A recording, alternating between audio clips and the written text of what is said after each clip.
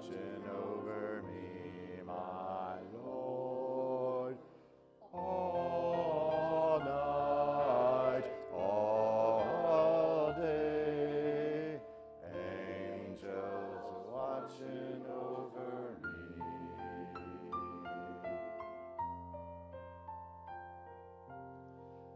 All night, all day, angels watching over me, my Lord. All night, all day, angels watching over me. Angels watching over me.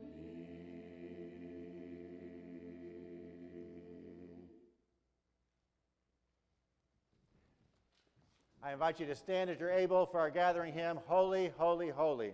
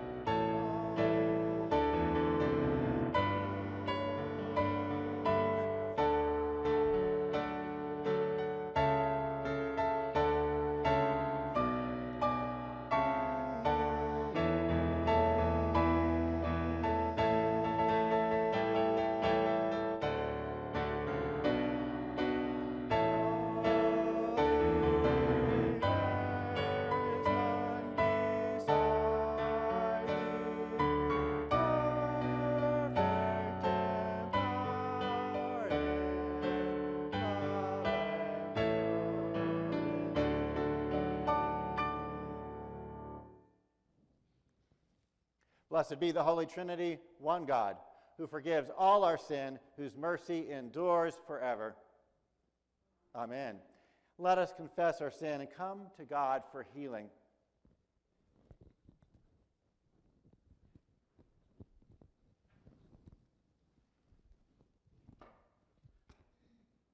Gracious God, have mercy on us. We confess that we have honored you with our lips, but have harmed our neighbors with our tongues. The cravings at war within us cause conflicts and disputes. In our desire to be first, we make distinctions among ourselves. we place the needs of the poor and the suffering last. In your great mercy, forgive us our sins. Draw near to us with grace in time of need, and turn us to follow in the way of Jesus Christ, our Savior and Lord. Amen. God promises to forgive our iniquity and to remember our sin no more. By grace you have been saved. In the name of Jesus Christ, the source of eternal healing, your sins are forgiven. As a called and ordained minister of the Church of Christ, and by his authority, I therefore declare to you the entire forgiveness of all your sins. In the name of the Father, and of the Son, and of the Holy Spirit. Amen. We continue with the hymn of praise.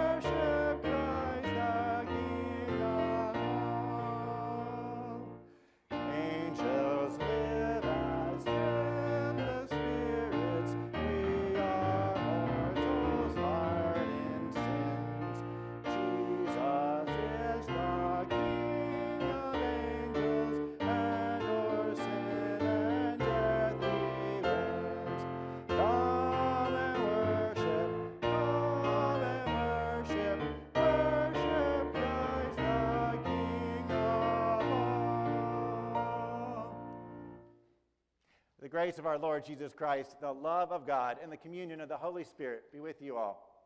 And also with you. Let us pray. Everlasting God, you have wonderfully established the ministries of angels and mortals. Mercifully grant that as Michael and the angels contend against the cosmic forces of evil, so by your direction they may help and defend us here on earth. Through your Son, Jesus Christ our Lord, who lives and reigns with you in the Holy Spirit, one God, whom we worship and praise with angels and archangels and all the company of heaven, now and forever. You may be seated.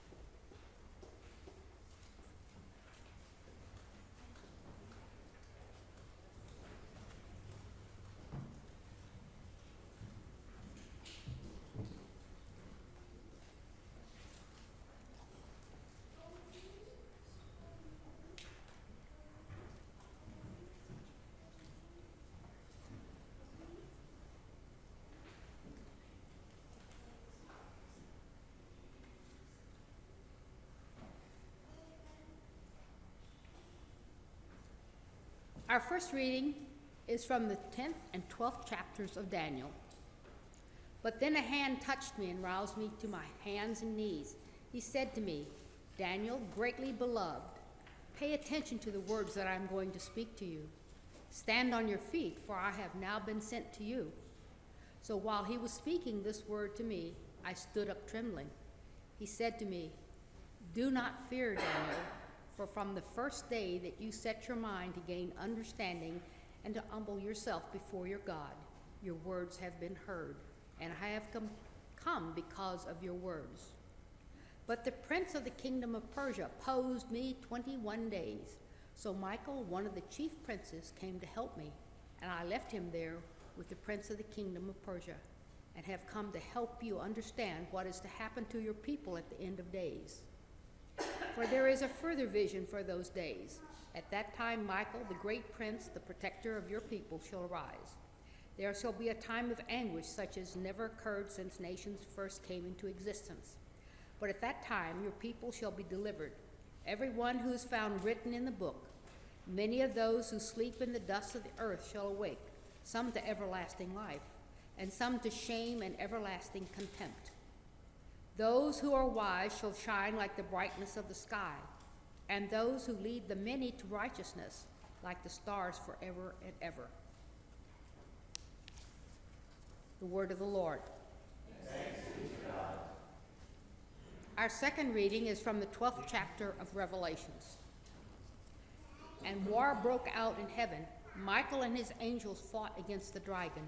The dragon and his angels fought back, but they were defeated, and there was no longer any place for them in heaven. The great dragon was thrown down, that ancient serpent who is called the devil and Satan, the deceiver of the whole world.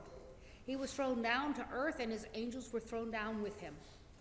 Then I heard a loud noise in heaven proclaiming, now have come the salvation and the power and the kingdom of our God and the authority of his Messiah.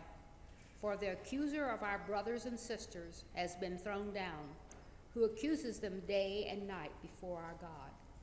But they have conquered him by the blood of the Lamb and by the word of their testimony. For they did not cling to life, even in the face of death. Rejoice then, you heavens, and those who dwell in them. But woe to the earth and the sea, for the devil has come down to you with great wrath, because he knows that his time is short. The word of the Lord.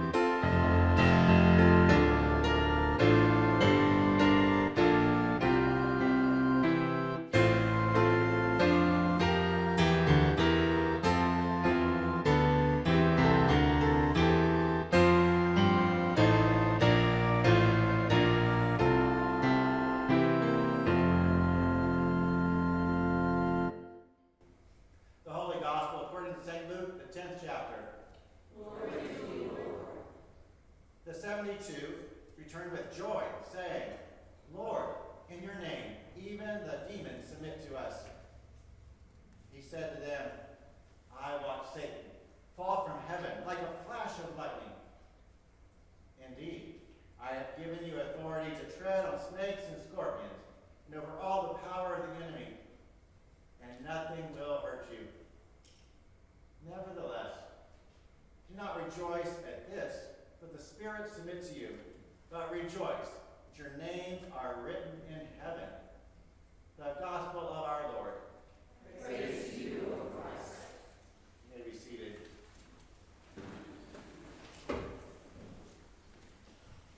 Grace to you and peace from God our Father and our Lord and Savior Jesus Christ. Amen.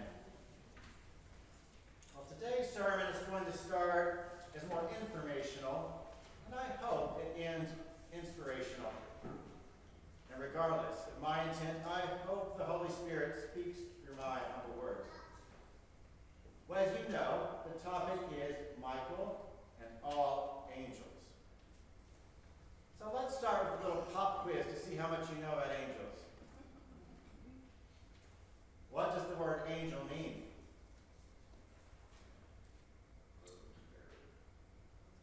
I heard something about a spirit. Good, thank you. Guardian angels. Guardian angels. We're going to get to guardian angels. Thank you. All right, the word angel comes from Greek and literally means messenger or ambassador. So angel is a messenger. Okay, only 2 angels in the Bible are given names. We know Michael. We're talking about him today. Who's the other one? Gabriel. Ah, good. Gabriel. Very good. All of you that get the answers right, you get a bookmark after church. All right, Michael means who is like God, and Gabriel means man, God. Okay, last question. Show of hands. How many of you have seen an angel? Awesome. We have one hand up. Very good. We want to talk to you later. I want to hear about that. Okay. I haven't seen one, but I'm glad somebody raised their hand. We're going to talk about what angels are, what angels are not, and what that means for us. Angels are mentioned numerous times in the Bible, both Old and New Testaments. One professor summarizes angels in this way. He says, angels serve as God's agents, appearing at critical moments in the unfolding story of redemption. Though Scripture mentions angels frequently, there is much we do not know. We know angels belong to different orders and that they exist in some kind of hierarchy, but we don't know how it is arranged. Daniel and Revelation indicate that they influence human affairs, but we don't know precisely how. Unquote. I like the professor's honesty that there is much we don't know. We do know that angels are created by God differently than us. Humanity was created a little lower than the angels, according to Psalm 8:5. Hebrews 1:14 tells us that angels are ministering spirits, sent to those who inherit salvation. So angels serve us now. But 1 Corinthians 6:3 tells us that the redeemed will judge the angels in the next life. Imagine that. The Bible uses multiple terms for angels. Sometimes they're called holy ones. Remember that holy means special or set apart. So angels are messengers of God, set apart for a special purpose. That's what it means that they are holy ones. Daniel refers to an angel as a holy watcher that came from heaven. And our sending him invokes the angels as watchers and holy ones. It begs the question, what are they watching? The main thing they behold is the face of God in glory. To see an angel would be an awesome sight. To see the face of our Lord would be beyond words. And yet the angels get to see God's face. Angels also look from heaven to watch human activity. They both watch us and watch over us as guardian angels. The Bible highlights some angels as being cherubim and seraphim. The Lord God placed cherubim and a flaming sword to keep Adam and Eve out of Eden. Cherubim adorn the top of the Ark of the Covenant. Seraphim sound quite majestic as they have 6 wings. They surround God's throne. Heaven resounds as they praise God's holiness and power.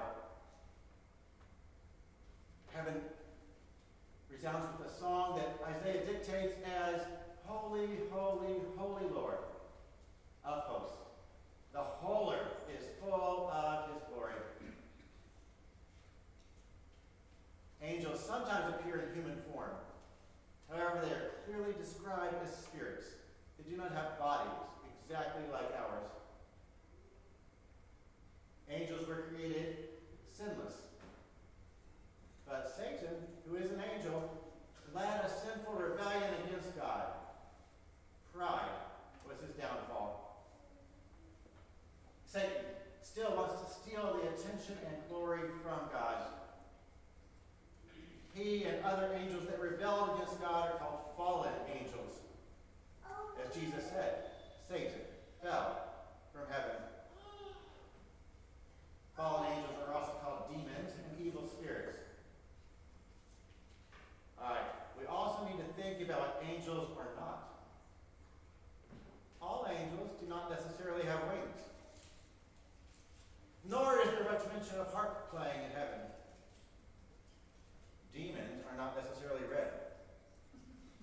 Nor does the Bible ever describe Satan with horns or a pitchfork.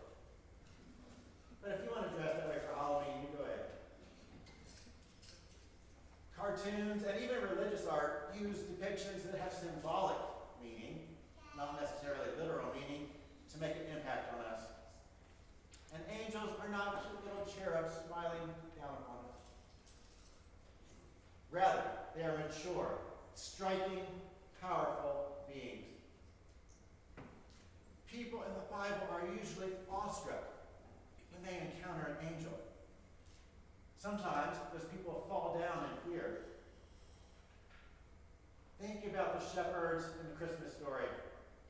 When the angels came to announce the news of Jesus' birth and the glory of God shone around them, Luke says the shepherds were terrified. Maybe we shouldn't want to see an angel. So angels are much more than the cute depictions we often see. Angels are messengers of God for good, but they can also announce judgment. And angels are messengers of God, but they're not divine. They're not to be worshipped. We are not to pray to angels. Certainly we can ask for God's help, and even ask God to send angels to watch over us and help us, but we pray directly to God, not to saints or angels.